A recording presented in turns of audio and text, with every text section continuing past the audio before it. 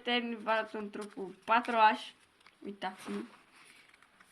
Toți. Aici nu mai am niciun H, ca să ziceți că am ales cărți. Nu.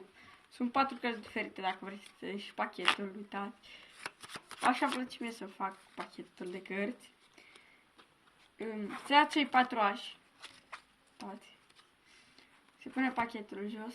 Primul las se întoarce cu spatele. Se pune la baza pachetului, uitați. Al doilea, al treilea și al patrulea.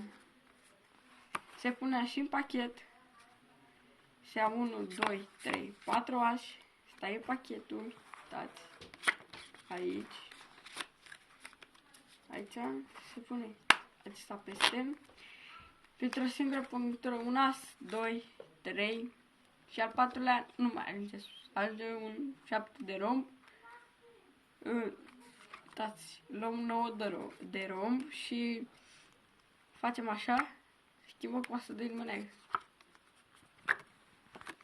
Abonați-vă la canal.